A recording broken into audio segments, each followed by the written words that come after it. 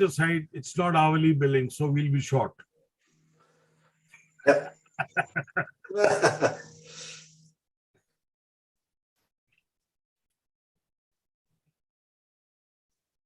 I love your Empire State Building behind you, Jeremy. I'm going to do. Greetings to everyone present. My name is Ankit Malhotra. I am the co-founder and president of the Jindal Society of International Law. Today, to speak about a topic of extreme relevance, not only for citizens, but also those whose lives are at stake at all moments and costs, is the paramount concern of the jurisprudence of the protection of children and their rights.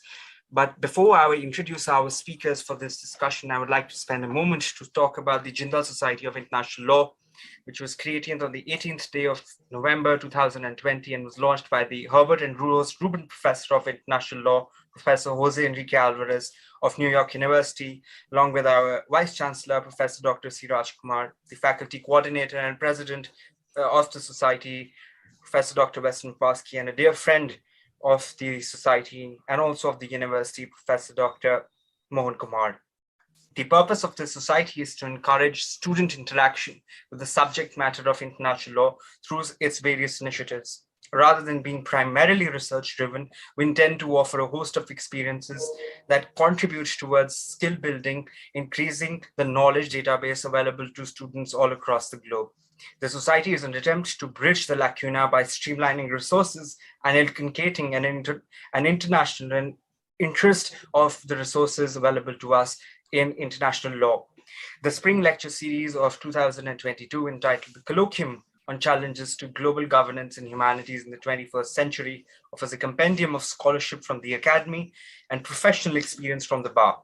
Over the past year, the society has hosted over 100 speakers from international law firms, the International Law Commission, World Bank, Hague Academy of International Law, the Institut de Droit International, and also the United Nations. Through our previous series, we endeavored to study the different contours of international law through the speakers who covered and addressed various aspects of international law. Given the vast ecosystem of international law and the engagement in it, the society aimed to study the fragmentation and fertilization of these various disciplines. Over the years, the society has become a quorum of thought-provoking discussions due to its engagements aimed at exploring this ecosystem of international law. However, with the spring lecture series, it is important to understand the challenges from broader, different, and most importantly, differing vantage points. Acknowledging international law as a creation of states, it is important to understand and appreciate the social sciences and humanities that have played a key role in shaping the law. Thus, a broader study becomes critical and also crucial. Through its series, it is also hoped that one will develop a deeper understanding of international law. And to speak about an important issue of international law is the interparental child removal and a discussion from global experts on this very topic. We have following speakers, and I introduce them in the order in which they will speak. We first have amongst us Professor Maya Croft, who is an international lawyer based in The Hague and is the convener of the Climate Governance Commission that seeks to propose high-impact global governance innovations adequate to meet the challenges of climate change. As a principal legal officer, she is aimed to work on the development and administration of multilateral treaties, as well as at international criminal tribunals, and a star at the Hague Academy of International Law. We then have amongst us Professor Marilyn Freeman, who is the co-director of the International Center for Family Law, Policy and Practice. She's also the principal research fellow at the Westminster Law School, London, and chairperson of the International Association of Child Law Researchers. She's also widely acknowledged as a legal expert in the area of international child abduction and international children's law, and has published widely in her areas of expertise. Then we have amongst us Dr. Onya Momo, who is an English barrister and a lecturer in private international law at the University of Aberdeen, having previously undertaken a postdoctoral fellowship at the UK Research Assistant on the EU-funded POM program, which is the project of abduction of mothers returning in return proceedings. In academia, her doctoral research examined domestic violence in the context of the 1980 Hague Convention. In practice, she is exclusively dealing with such matters and has been the leading junior according to Legal 500 UK for children law. She's also exclusively working in family law matters and international child law, children's rights and protection, especially in the cross-border context, inter-country adoption, gender equality, domestic and family violence, and the Hague Convention on Non-Proceedings. Then we have amongst us Jeremy Morley, who's joining us from the United States. We're so grateful to him for taking out time to do this at an early hour in the morning there. Jeremy Marley was admitted to the New York bar in 1975 and concentrates in the international family law. His firm works with clients around the world and from its New York office with a global network of local councils. Mr. Marley is the author of International Family Law Practice, the leading treatise on international family law in the United States, which is updated annually. He is also the author for the Hague Abduction Convention, Practical Issues and Procedures for Family Lawyers, which was published by the American Bar Association. He is the former co-chair of the International Family Law Committee of the International Law Society of the American Bar Association. He's also a member of the International Academy of Matrimonial Lawyers. We also have amongst us Mr. Anil Malhotra, who is a practicing advocate in the High Courts of India and also the Supreme Court of India. He's got a degree from SOAS and LSE and has focused his practice area on international family law for 37 years and continues to act as a legal expert to render reports in foreign countries on appointment by the benches in overseas jurisdictions. We're extremely grateful to all our speakers for taking out time for us and for doing this. We're honored and we're obliged, and now hand over the floor to our final speaker to share his perspective, and not as a rebuttal to the points made, but also as a standalone presentation, the Indian perspective and the global perspective from an Indian and international perspective. Mr. Malhotra, the floor is yours now, please. You'll have to unmute.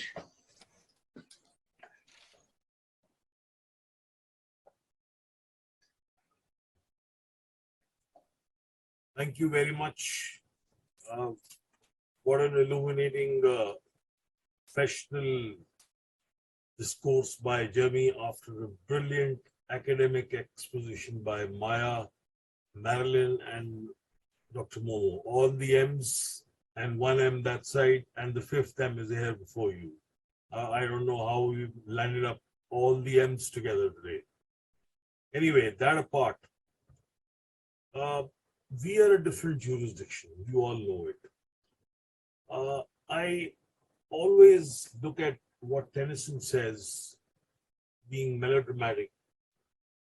His famous poem, "Child is the father of man." An infant crying in the night, an infant crying for the light, and with no language but a cry. The research by Marilyn, the research by Maya, and the research by Dr. Momo all points out to this, that a child who is removed or abducted has no voice. And I remember Marilyn's very innovative research on the voice of the child, which was very thought-provoking and very engaging, that this is something which needs exposition. That apart, we are 1.2 billion plus, 29 states, 7 union territories, 3.28 million square kilometers. A high court in every state with subordinate courts under the jurisdiction of the High Court, and above all the High Courts, the Supreme Court of India. Law laid down by the Supreme Court of India under Article 141 of the Constitution is the law of the land, is binding on all. Now, just to put the perspective in the issue pertaining to the Indian laws are concerned, let me give you a little background. We do not have any uniform civil code, which means every individual religious community has its own codified personal law made by the Parliament of India. The majority of us who are Hindus by religion are governed by the Hindu Marriage Act for marriage, the Hindu Minority and Guardianship Act for minority and guardianship, the Hindu Adoption and Maintenance Act for adoptions, and so on and so forth.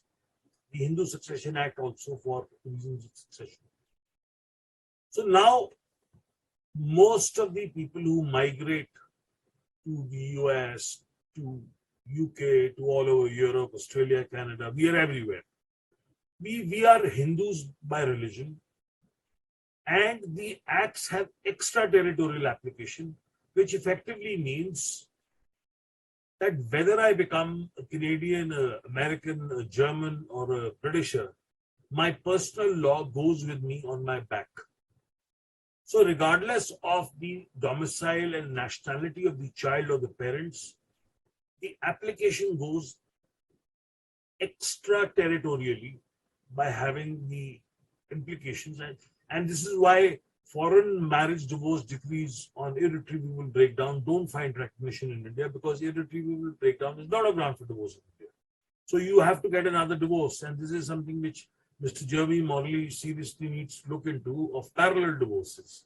The divorce decree in the US should be brought to India, imported in a nice package by Mr. Marley, and we should file a petition for divorce by mutual consent and convert the US decree into an Indian decree so that all is settled. The dowry case, the matrimonial violence case, the maintenance case, and the abduction cases are all dissolved.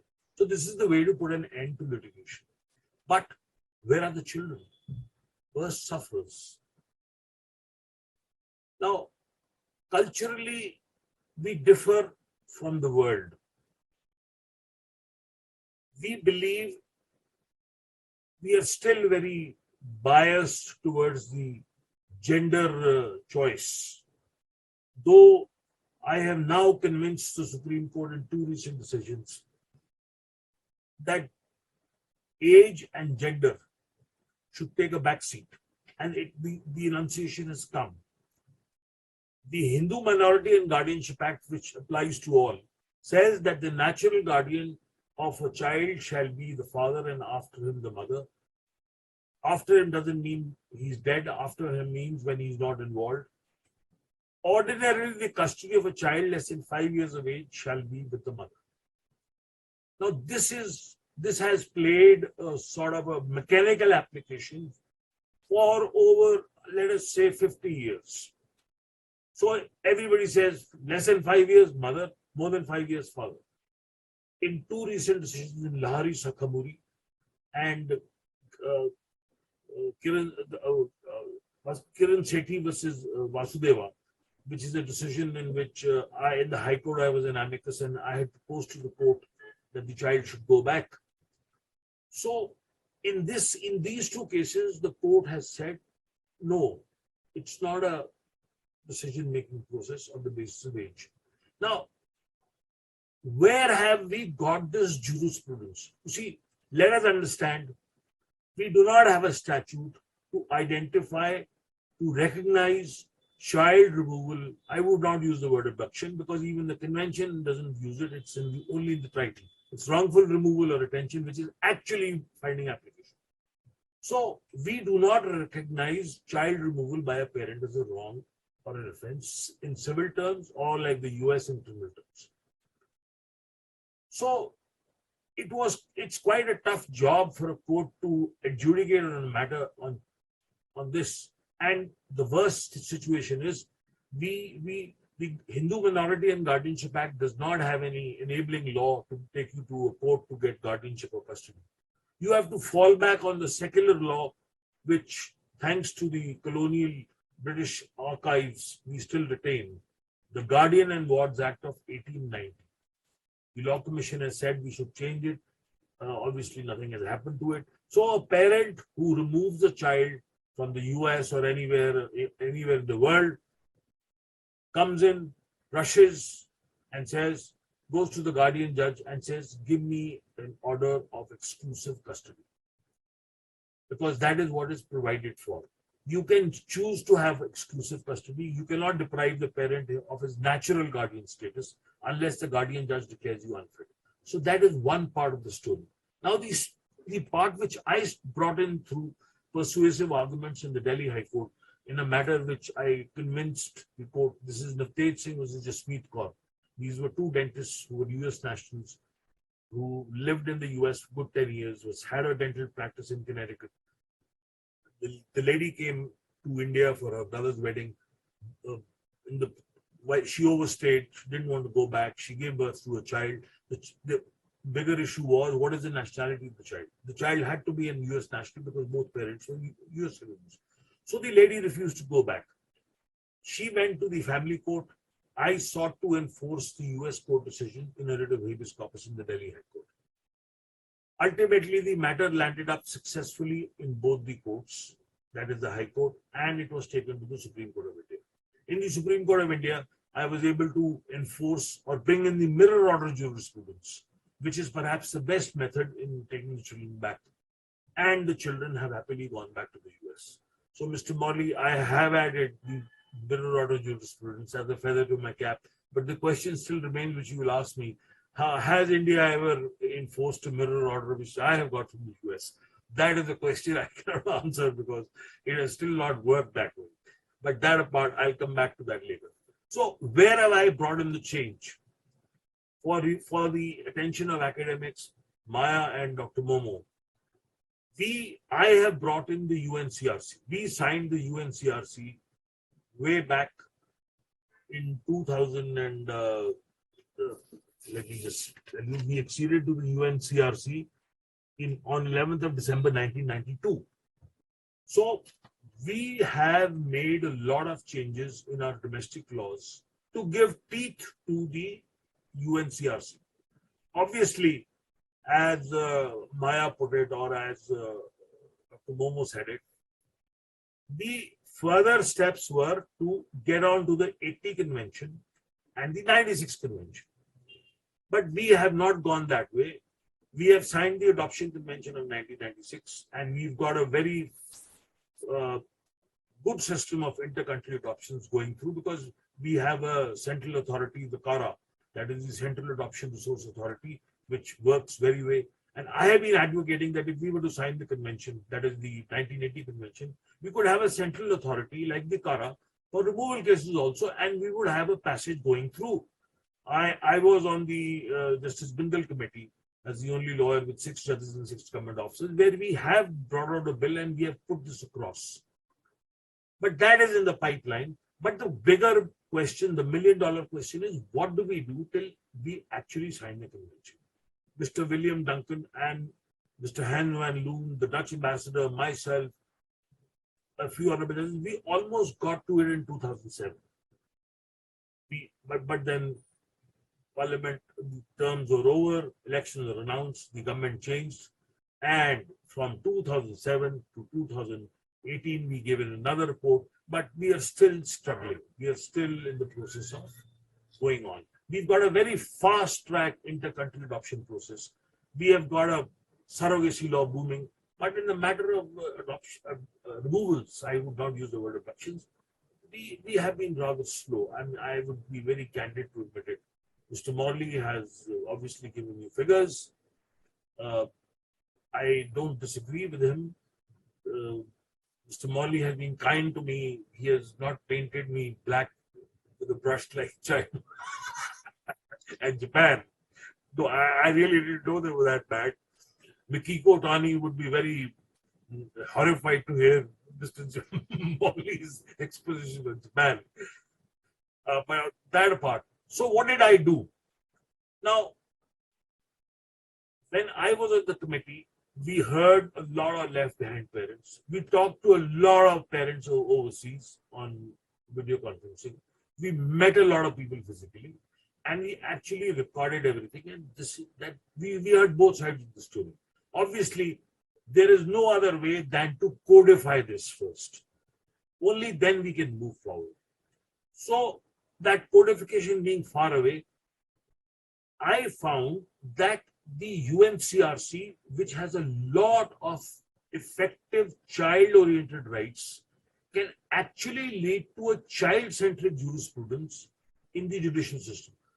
Now, so for me, the court process is the only method in which I can bring in some kind of decision-making process. Now, in our Supreme Court and our High Courts can expand their jurisdictions, like we did in matters of harassment at workplaces. The Supreme Court laid down guidelines, it resulted in a law. So there is judge-made law or ad hoc judicial decisions which lead to practice directions or guidelines which will acquire the force of law. It happened in one case in Surya Vadanan, but it got watered down later in two subsequent decisions because there is a flip-flop. But coming back to it, the gist of the UNCRC has got incorporated in the Juvenile Justice Care and Protection of Children Act 2015. And in that, there is a definition under Section 2, subsection 9 on the best interest of the child. Now, I'm going to read it to you because I have started reading this definition before every court in which there is a child removal and the child is to send back.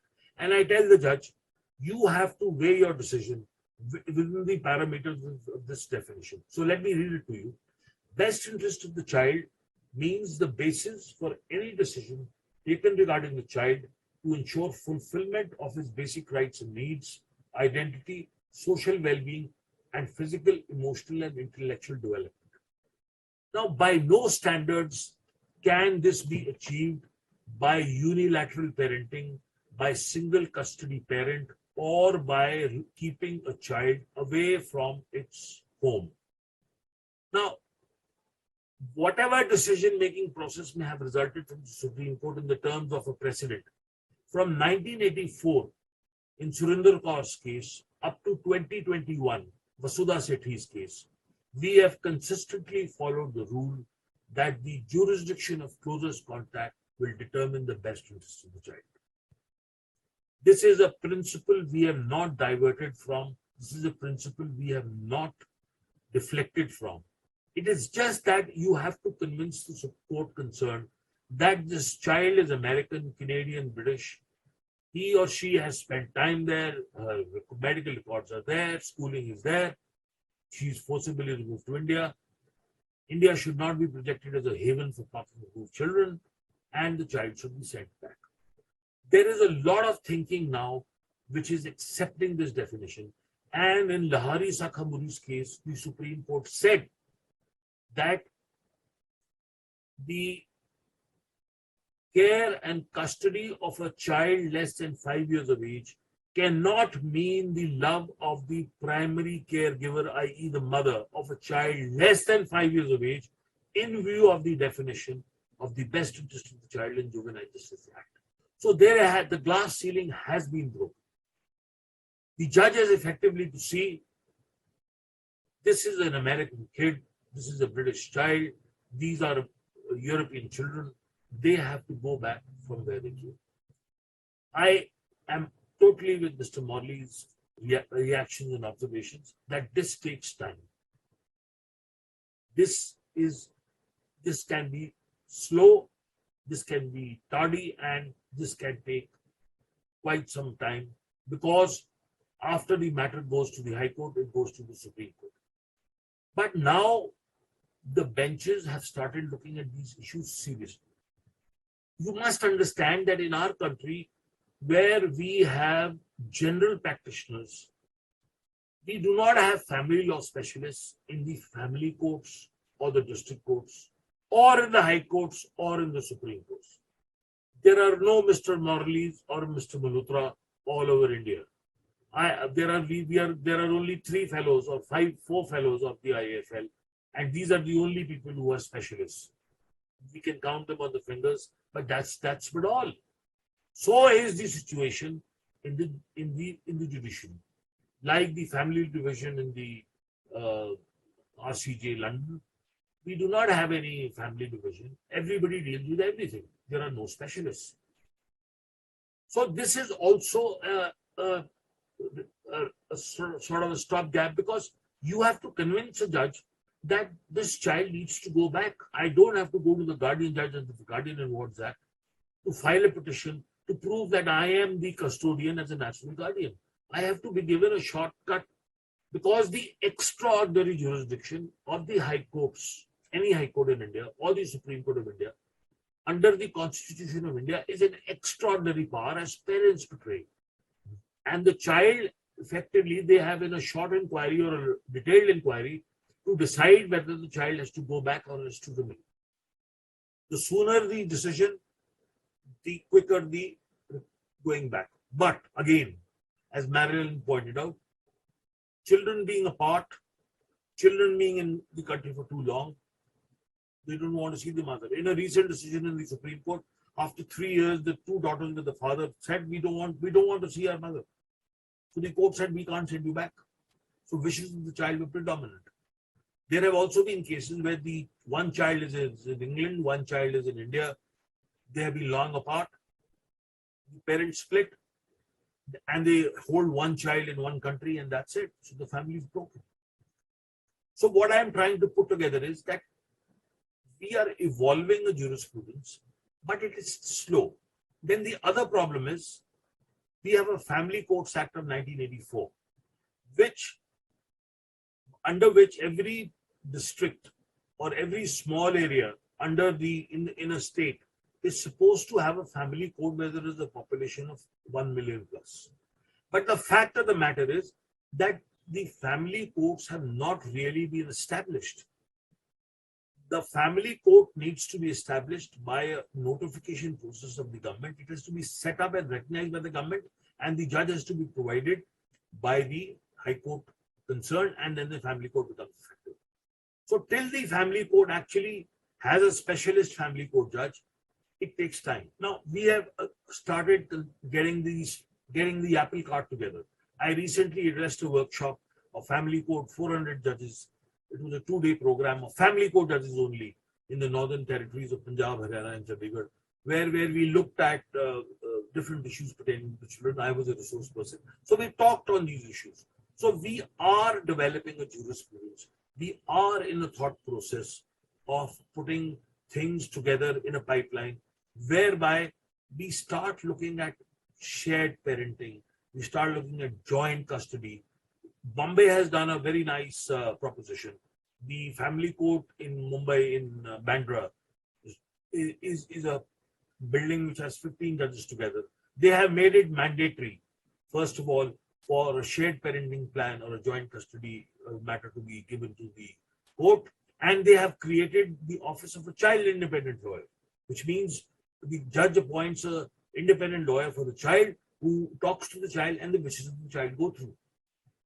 So this is something which has come about in the past 2 years. I have really been pushing the signing of the convention by India. I face a lot of criticism from lawyers who are against the convention and who say that we will be sending our women to domestic violence once we send them back. If they go to the US, the children will be taken away, and this and that will happen. But you see, if we have to grow, if we have to prosper internationally, we have to fall into order in a system. We have to fall into place in an organized order. And I'm in agreement with all of you that if there are 100 nations on a convention, why can't we be there? We are already there in the matter of adoptions. We are already in the Hague network of judges. We are already in the discussions of the Hague. But why not into the convention? The bill is already there. We have to make a domestic law. So we can actually get into all this. It is a slow and evolving process. But then till that happens, I think the mirror order jurisprudence is going to work fine. But then there has been a fallback. There was the famous case of Perry Consagra.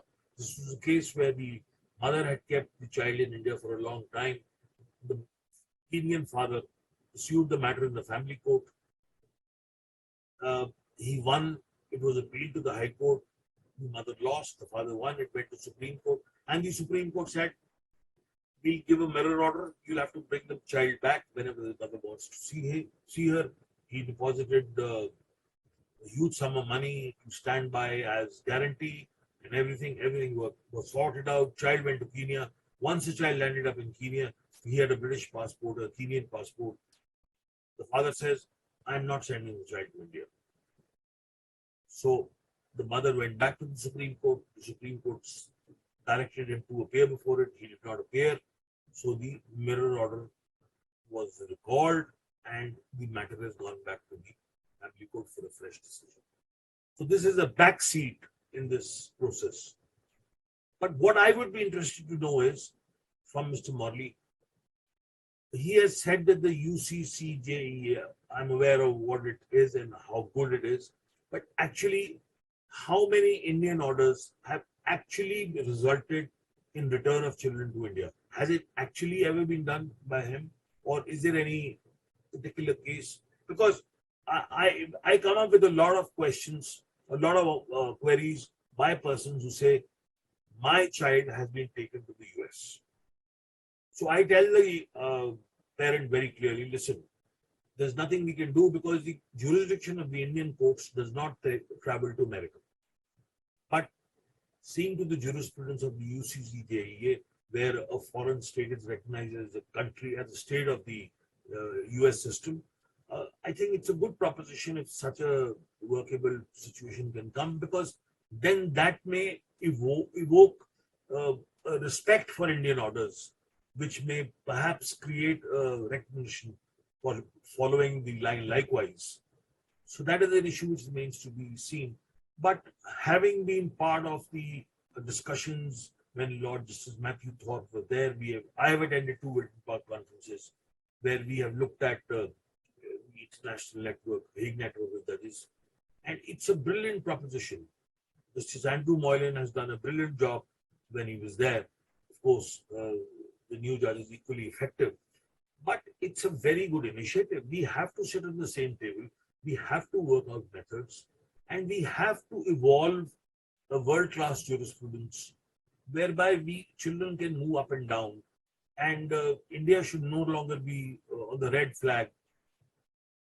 Sorry, we are not sending children to India.